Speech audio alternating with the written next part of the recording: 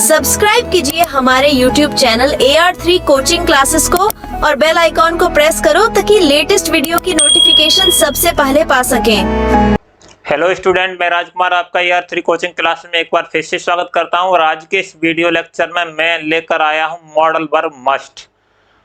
तो modal verb क्या पढ़ेंगे इस लेक्चर में? मॉडल वर्ब मस्ट का यानी यूज ऑफ मस्ट का, और यूज ऑफ मस्ट के ऑल कॉन्सेप्ट सिर्फ इसी लेक्चर में बता दिए जाएंगे। आपको कोई भी कंफ्यूजन वाली बात नहीं रहेगी कि सर ने ये बात नहीं बताई। तो कहाँ पर मस्ट का, कहाँ पर शुड का यूज करते हैं, ये बच्चों को कंफ्यूजन रहती है बहुत ज़्यादा। तो इसके लिए मैं अलग अलग पार्ट लेकर आया हूँ कि मस्ट का यूज कहाँ करते हैं, शुड का यूज कहाँ पर करते हैं, और इसके बाद आएगा तो ought to का यूज कहाँ पर करते हैं। ये नहीं कि देखा वाक्य के अंत में चाहिए और लगा दिया कभी शुड, कभी लगा दिया मस्ट। ठीक है, तो ऐसा कभी नहीं करेंगे। ठीक है, तो स्टार्ट करते हैं।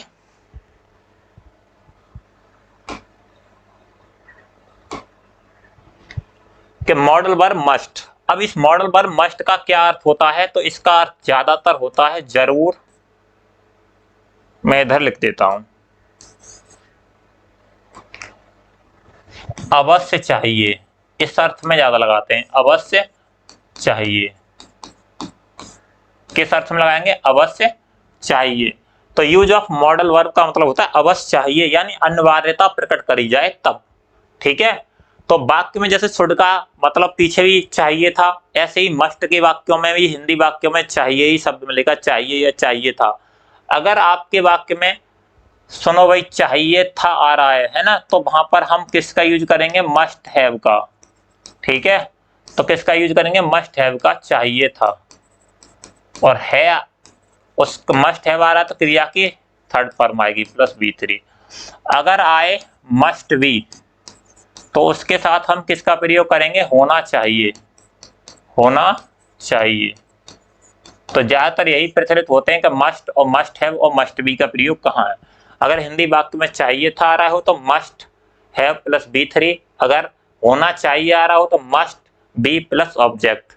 ठीक है, अगर मस्ट आ रहा है तो मस्ट प्लस B1। किसका प्रयोग करेंगे? मस्ट प्लस B1, क्योंकि मॉडल वर्ब है वो। अब देखते हैं, स्टार्ट करते हैं। तो इतनी बात समझ में आ गई होगी कि यूज ऑफ मस्ट में अवश्य चाहिए के अर्थ में, है ना। तो ऐसे ये नहीं कि चाहिए था, अवश्य चाहिए, या जरूर चाहिए था, या जरूर होना चाहिए, इस अर्थ में। ठीक है, तो स्टार्ट करते हैं कि कहाँ कहाँ इसका प्रयोग करते हैं। तो आवश्यकता, ठीक है, आवश्यकता तथा अनिवार्यता प्रकट करने के लिए। आवश्यकता तथा अनिवार्यता यानी कोई चीज अनिवार्य है या जरूर करनी है या उसकी जरूरत है, तो इस अर्थ में हम किसका प्रयोग करेंगे? मस्ट का यूज करेंगे चाहिए के अर्थ में। जैसे देखो, तुम्हें अभी अवश्य जाना चाहिए, है ना।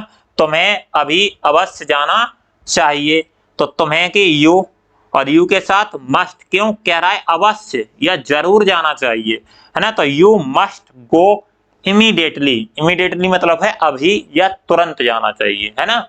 तो तुरंत ही तुम्हारी आवश्यकता है या जरूरत है, इसलिए तुम्हें जरूर जाना चाहिए। अगर यहाँ पर यह होता कि तुम्हें अभी जाना चाहिए तो यू शुड गो इमीडिएटली लगाते, तो मस्ट का यूज नहीं करते। ठीक है, अवश्य की कोई अंग्रेजी नहीं लगाते हैं। तुम्हें जरूर आना चाहिए था, अब आ गया चाहिए था। तो देखो, यू और मस्ट हैव, अब हैव के साथ क्रिया की थर्ड फॉर्म कम है, तो मैंने कहा चाहिए था आए तो उसके साथ क्या लगाएंगे? हमें जरूर चाहिए था के अर्थ में क्या लगाएंगे? मस्ट। तो you must have come, you must have come. अगला है सैनिकों को अपने नायक के आदेशों का अवश्य मानना चाहिए। तो सैनिकों को अपने नायक के आदेशों को अवश्य मानना चाहिए। तो सोल्जर मस्ट ओबे, सोल्जर मस्ट ओबे। अब देखो, अवश्य मानना चाहिए तो मस्ट ओबे लगा रहे हैं, ठीक है, मानना। द ऑर्डर, आदेशों को, है ना, ऑर्डर्स ऑफ देयर कमांडर, अपने नायक, यानी दे सोल्जर बहुत हैं तो उनके साथ अपना की देयर लगाएंगे, और कमांडर्स, नायक सिर्फ एक है इसलिए यहां पर कमांडर लगाया। तो देखो, the orders of their commander, यानी अपने कमांडर के ऑर्डर्स को अवश्य मानना चाहिए, है ना। तो तो जरूर मानना चाहिए या आवश्यकता है या अनिवार्यता है, तुम्हें सभी प्रश्न हल करने चाहिए, है ना। तो तुम्हें सभी प्रश्न हल करना अनिवार्य है या चाहिए, इस वाक्य को आप कमेंट बॉक्स में बनाएंगे। कैसे, मैं दोबारा सुन लीजिए, तुम्हें सभी प्रश्न हल करने चाहिए, ठीक है, या जरूर करने चाहिए। इस वाक्य को किसमें, कमेंट बॉक्स में बनाएंगे, ठीक है, मैं देखूंगा। तो बात समझ में आई भाई। वहां पर सामान्य सुझाव की बात हो रही हो तो शुड का यूज करते हैं, जब जरूरत या अनिवार्यता की बात हो रही हो या आवश्यकता की, तो हम किसका प्रयोग करते थे, मस्ट का। दूसरा है कि कल्पना प्रकट करने के लिए, कल्पना प्रकट करने के लिए हम किसका यूज करते हैं, मस्ट का यूज करते हैं। जैसे उसे अब 40 वर्ष का होना चाहिए, उसे अब 40 वर्ष का होना चाहिए, तो ही, उसे की ही और ही के साथ मस्ट, क्योंकि यहां पर कल्पना की जा रही है, ही मस्ट। अब देखो होना चाहिए शब्द आ गया तो हम किसका यूज करेंगे, मस्ट बी, मस्ट बी। तो ही मस्ट बी के साथ ऑब्जेक्ट आएगा 40 नाउ या 40 ईयर ओल्ड नाउ, उसे अब 40 वर्ष का होना चाहिए। जैसे ये वाक्य कब आता है, ये जरूरी नहीं कि पहले ही आ गया इस तरह से, कि जब मैं उससे मिला था तब वह 5 वर्ष का था, अब वह 40 वर्ष का होना चाहिए, ठीक है, क्योंकि 35 साल बाद मिल रहा है। तो उस हिसाब से वो अनुमान लगा रहे हैं या कल्पना की जा रही है, अब वो इतने वर्ष के होना चाहिए, वह 7 वर्ष की होनी चाहिए, है ना।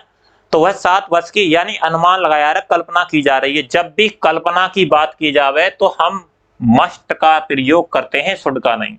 देखो जैसे मदन ने एक नया मकान खरीदा, मदन ने एक नया मकान खरीदा, वह अवश्य ही धनी होना चाहिए।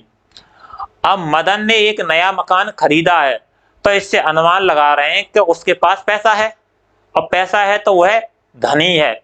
तो अब पहला वाला वाक्य कि Madan has purchased a new house, Madan ने एक मकान खरीदा है।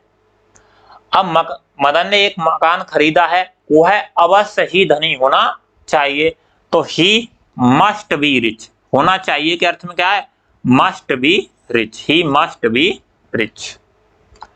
तो यहां खरीदा है लिख लेना, ठीक है। तो मदन ने एक नया मकान खरीदा है, वह अवश्य ही धनी होना चाहिए। तो ये क्या कह रहे हैं हम, ये कल्पना ही तो कर रहे हैं कि धनी होना चाहिए। उसने एक नया स्कूटर खरीदा है, वह अवश्य ही धनी होना चाहिए, है ना। तो ये तुम कल्पनाएं कर सकते हो। उसने एक नई किताब खरीदी है, उसने एक नई किताब अंग्रेजी की खरीदी है, उसे अवश्य ही पढ़नी चाहिए। अब इस वाक्य को तुम कमेंट बॉक्स में लिखना, ठीक है, ट्रांसलेट करके। नेक्स्ट है निषेध प्रकट करने के लिए, निषेध प्रकट करने के लिए। तो तुम्हें इस प्रकार का व्यवहार नहीं करना चाहिए। जहां भी निषेध, निषेध का मतलब है नकार देना, यानी मना करना किसी चीज का, तो वो कह रहा है कि तुम्हें इस प्रकार का व्यवहार नहीं करना चाहिए, तो वहां भी हम मस्ट का यूज करेंगे, यू मस्ट नॉट बी। अब देखो करना,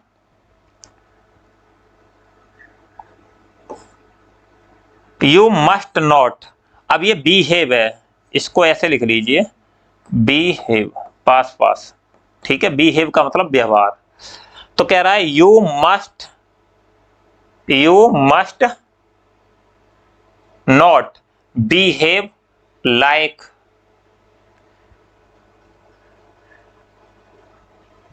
एक मिनट रुकिए, इस वाक्य को पूरा मिटाता हूं मैं, दोबारा से बना।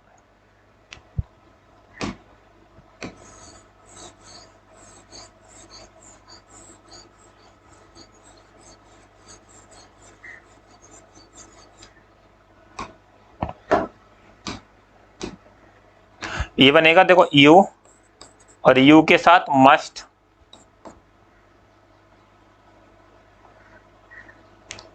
नॉट बिहेव, बिहेव मतलब व्यवहार करना, ठीक है, यू मस्ट नॉट बिहेव, तुम्हें व्यवहार नहीं करना चाहिए इस प्रकार का। तो इस प्रकार के लिए तुम लगा सकते हो सो या सच, ठीक है, सच ऐसा, ऐसा या इस प्रकार का व्यवहार नहीं करना चाहिए। तो यू मस्ट नॉट बिहेव सच, या फिर लगा सकते हो सो।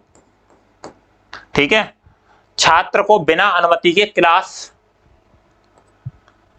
नहीं छोड़नी चाहिए। छात्र को बिना अनुमति के क्लास नहीं छोड़नी चाहिए। तो किसे नहीं छोड़नी चाहिए? छात्र को। तो a student must not leave, है ना, क्लास नहीं छोड़नी चाहिए। A student must not leave the without permission. ठीक है, बिना अनुमति के क्लास नहीं छोड़नी चाहिए। अब मैं यहाँ एक सेंटेंस बोलूंगा, उसको आप कमेंट बॉक्स में ट्रांसलेट करके लिखना।